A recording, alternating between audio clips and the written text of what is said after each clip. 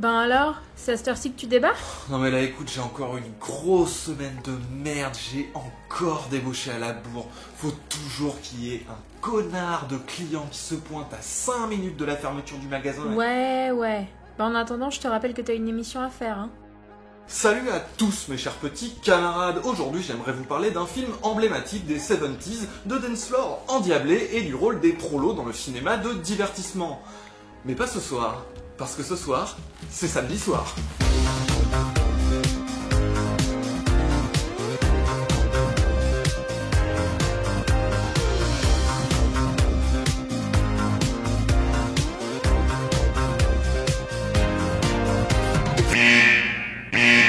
Qu'est-ce que c'est ça? C'est ton découvert qui te met un gros stop.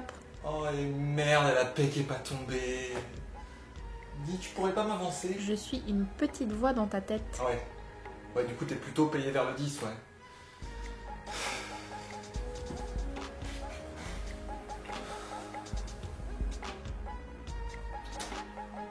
Bon.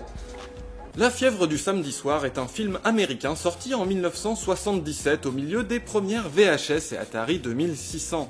Carton monumental au box-office, il engrangera 240 millions de brousoufs pour un budget de seulement 3,5 et révélera son réalisateur John Badham qui nous gratifiera par la suite de films comme War Games ou Short Circuit. On y retrouve, comme vous le savez, sans doute un John Travolta grande époque au regard de braise et au déhanché ravageur, image dont il aura bien du mal à se débarrasser par la suite, surtout avec le succès de Grease l'année suivante. Les deux films ne partagent d'ailleurs pas uniquement notre BG dandinant puisqu'ils sont produits par le même Robert Stigwood, pas du tout accessoirement manager des Bee Gees, qui signe ici une des BO les plus vendues de tous les temps, dont le fameux morceau Saturday Night Fever. Comme le film éponyme. Besoin d'un petit mot pour se le raconter qui fait toujours son effet? Éponyme. Non. T'as intérêt à avoir une bonne raison de casser mon groove. Déjà, la chanson, elle s'appelle juste Night Fever. Oui, ok, mais le refrain c'est Saturday Night Fever. Non plus.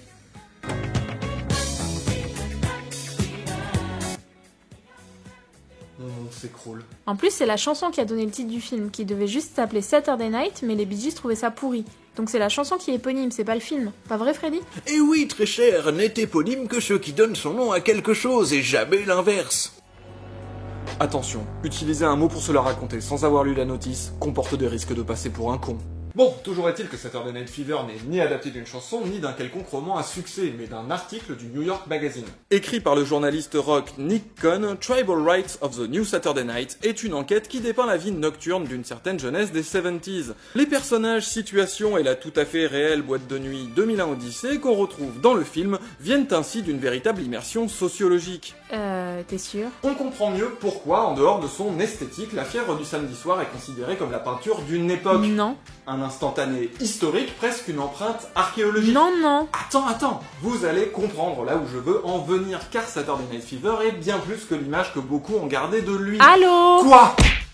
20 ans après, Nick Cohn a expliqué qu'il s'est bien pointé au 2001, sauf qu'il y avait une baston de mecs bourrés ce soir-là et il y en a un qui lui a vomi dessus. Du coup, il est reparti chez lui. En fait, il débarquait juste d'Angleterre et il connaissait rien à Brooklyn ni rien à ce milieu. Donc il a complètement fabriqué l'article en s'inspirant du type qui lui avait vomi dessus, de gens qui l'avaient connu dans sa jeunesse et notamment d'un mode pour le personnage de John Travolta. Tu veux dire qu'une histoire considérée comme la plus représentative de la jeunesse des années 70 à Brooklyn a été fabriquée de toutes pièces par un Anglais qui bitait que dalle à New York en s'inspirant d'un Londonien des années 60 et d'un mec qui a dégobillé sur son froc? J'ai envie de dire à l'auteur, GG mec. Et du coup, ça fout en l'air toute ta chronique? Ah mais complètement.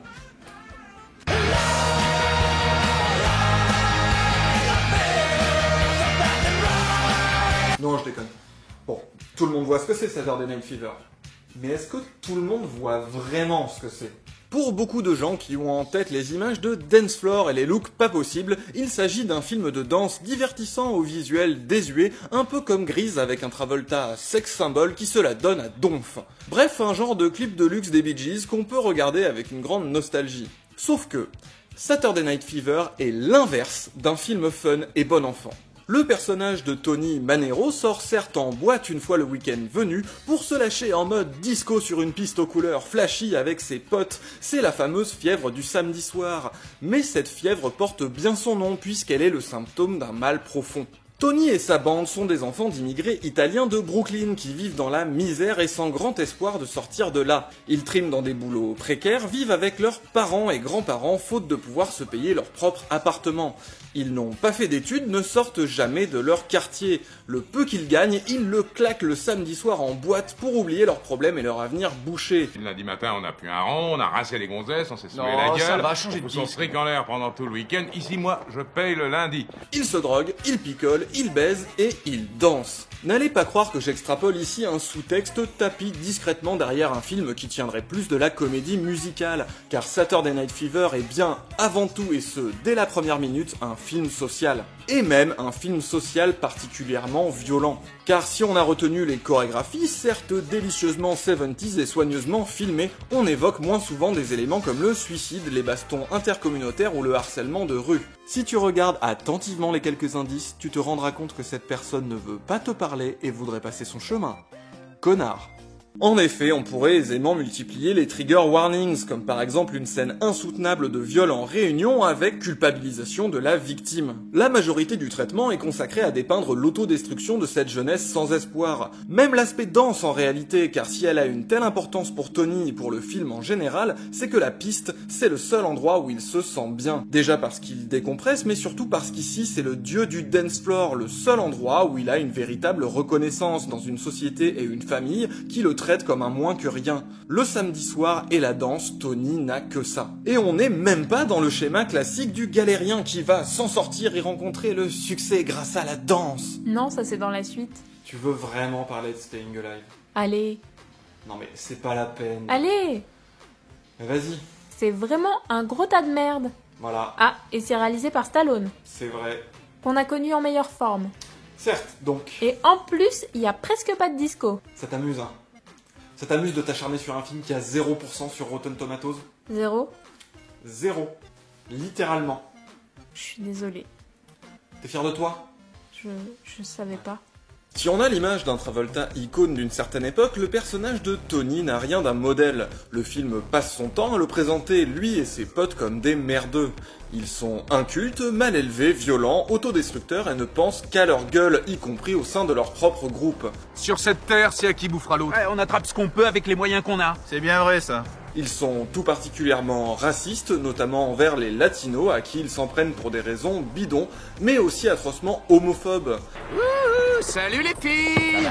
On peut pas te péder au paradis. J'avais des PD au ciel, personne voudrait plus. Et bien évidemment sexistes. Les nanas sont explicitement invitées à être soit des putes, soit des saintes. Est-ce que t'es une fille bien ou une pute? Je sais pas.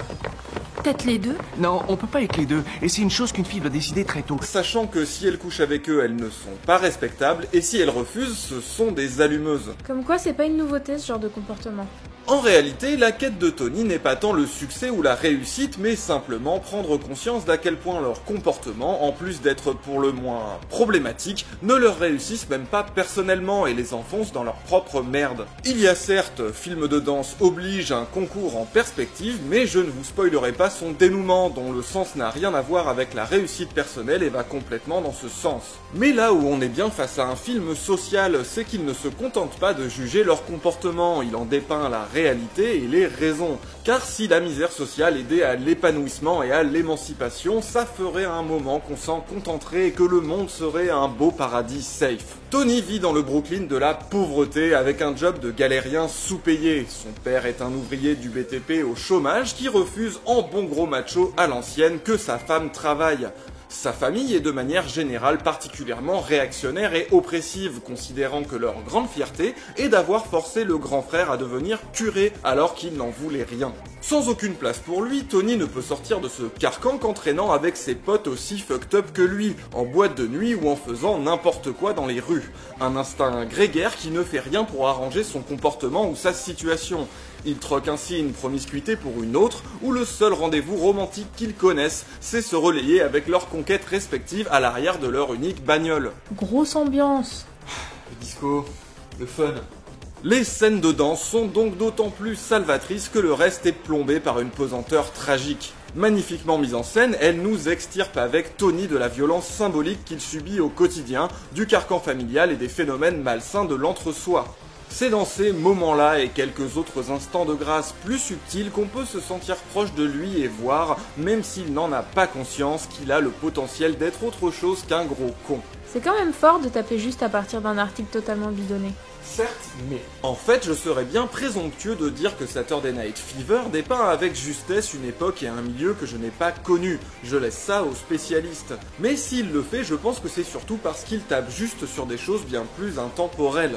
Vous vous doutez bien que ce que je décris depuis tout à l'heure, ça peut s'appliquer à plein d'autres époques et plein d'autres milieux. La misère, la condition ouvrière, la promiscuité, le sexisme, la violence intercommunautaire, la pression sociale, les phénomènes de groupe, le carcan familial. Bref, des jeunesses désœuvrées, précarisées et sans espoir dans l'avenir, ça ne se limite pas au Brooklyn des années 70. Alors certes, nous avons là le témoin d'une époque avec ses particularités, notamment tout le décorum disco.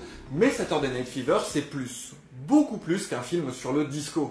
Parce que le disco, ah bah oui c'est sûr c'est rigolo, hein, c'est super kitsch, mais en vrai, comme toutes les modes, ça va avec un contexte, une réalité sociale, une histoire, bref, de vrais gens.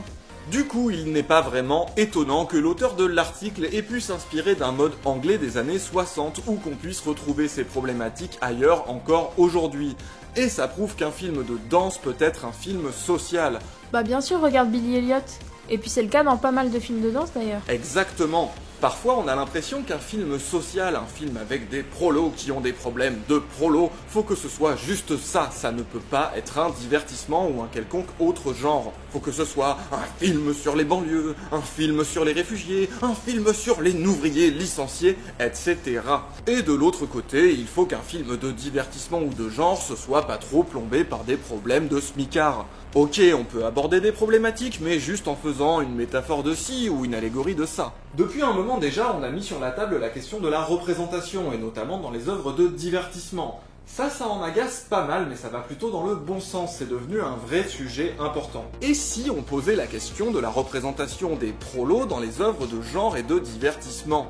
C'est la majorité de la population et on en voit tellement peu. Matez juste la liste des 100 plus grands succès au box-office et regardez quelles catégories socio-professionnelles sont représentées. Pourquoi on demanderait pas plus de working class heroes au lieu de se taper tout le temps des agents secrets, des milliardaires qui ont que ça à foutre ou des gens qui travaillent dans des agences de com à New York? Pourquoi on leur réserve que des trucs misérabilistes? Ils peuvent pas vivre d'aventure à côté de leur boulot? Alors attention, je parle pas de faire le coup du mec qui vient d'une famille modeste mais qui s'en sort. Je parle de gens dont c'est vraiment la vie et qui ne deviennent pas forcément l'élu ou une gigastar parce qu'ils sont pas comme tous ces autres losers. Forcément, beaucoup de films sont le produit de leur milieu et sont faits par des gens qui ont pas nécessairement les mêmes soucis que vous et moi. Bon, on va pas se mentir, c'est tout de suite une contrainte scénaristique. Bon sang, mais c'est bien sûr! L'emplacement du plateau perdu apparaîtra au sommet de la colline, à la pleine lune. Et la prochaine pleine lune, c'est demain. Ah putain non, je suis d'ouverture demain. Non mais moi fallait prévenir avant, je n'ai jamais trouvé une babysitter pour demain soir. Minuit? Non mais je peux pas, enfin à cette heure-là il n'y a plus de bus, puis même mon scooter est au garage. Ah non, je suis équipe de nuit mec, c'est bon. Ah, je suis en maladie. T'as qu'à y aller toi, t'es au chômage. Bah ouais, carrément, puis tout seul ça risque rien. Bah grave, ouais, vas-y. Aucun risque. Ok. Mais on le sait bien qu'on peut parler de beaucoup de choses avec de la SF, du fantastique, de la bagarre ou des robots géants contre des monstres géants, alors qu'on vienne pas de dire que ce serait impossible. Clamons-le haut et fort, mes chers petits camarades, nous aussi nous avons le droit d'être les protagonistes des genres qui nous font kiffer. Nous avons le droit que l'on parle de nos problèmes dans autre chose que des films réalistes, tout gris et déprimants. Car oui, il est possible de faire un film social de monstres. Regardez The Host. Les persos, c'est une famille de pauvres qui galèrent dans une baraque à frites, avec un diplômé sans emploi et une athlète semi-médaillée. Et le film utilise tout le temps ces problèmes-là, tout en étant un putain de vrai film de monstre. Tout comme il est possible de faire un film d'action prolo, regardez À bout portant de Fred Cavaillé. Le héros est un aide-soignant qui prépare son concours d'infirmier. Et c'est une bête de course-poursuite dans Paris. Oui mes frères, je vous le dis, il est possible de faire un film badass prolo. Regardez Gran Torino avec son ouvrier de l'automobile à la retraite. Sans compter que lui aussi aborde des problèmes de racisme et de sexisme. Soyons réalistes, exigeons l'impossible comme par exemple un western prolo. Regardez Open Range de Kevin Costner. Pour une fois les cow-boys, c'est vraiment des vachers dont c'est le métier, avec un petit troupeau et tout. Pas des shérifs, des justiciers ou des bandits. Et en plus s'ils combattent les grands propriétaires terriens, mais que demande le peuple? Reprenons les invasions aliens aux Marines patriotes et aux scientifiques à la con. Regardons Attack the Block et laissons la lourde tâche de tabasser du E.T. à des petits racailloux de banlieue. Suivons le glorieux exemple de Shaolin Soccer qui nous prouve que des types sans thunes qui bossent à Carouf ou dans des bureaux pourris peuvent être les héros d'un vrai film de kung-fu. Et de foot aussi. Enfin c'est spé quoi, mais vous avez compris le truc. Et quant aux super-héros prolo... Mon Dieu, un exploité subit encore une atteinte au code du travail. Ça, c'est une mission d'intérim pour... Super Prolo. Et voilà, commissaire Lordon. Le fourbe Pierre Gattaz est à nouveau en prison. Mais pour combien de temps? Sacré Super Prolo. On a encore passé la nuit debout. Personne dans le monde ne marche du même pas. Non mais sans aller jusque là, ça a été fait dans les BD comme à l'écran. Rematez les Spider-Man de Sam Raimi, bon sang. Peter Parker, c'est un vrai prolo. Il se tape des boulots précaires pour payer un taudis tout en étant fucking Spider-Man. Et c'est réellement une des mécaniques des films. Ses actions de super-héros lui posent des soucis avec ses patrons, il doit se lever le matin pour aller bosser après avoir combattu les méchants toute la nuit, et il galère à payer son loyer. Ils font pas semblant que le mec a toujours un compte à flot, on sait pas trop comment, et qu'il est en RTT quand ça lui chante. En bref, mes chers petits camarades, il serait temps d'être plus justement représentés. Exigeons plus de Tony Manero, exigeons plus de Peter Parker. Si je te file 20 balles pour que tu sortes, t'arrêtes tes envolées lyriques? Meuf, je fais des vidéos sur YouTube. T'imagines même pas ce que je suis capable de faire pour 20 balles.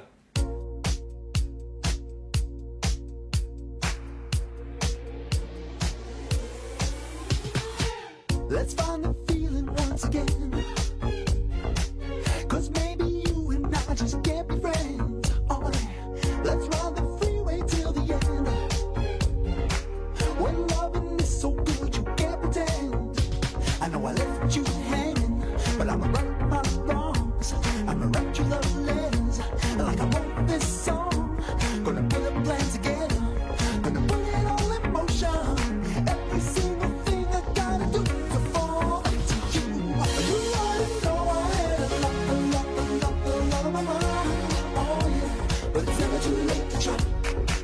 You already know I had a lot on my mind. Oh yeah, but it's never too late to try. Oh baby. Oh yeah. Oh yeah. Oh yeah. Don't you know? Oh yeah. Oh yeah. Oh yeah. Don't you know? Let's finally figure it out.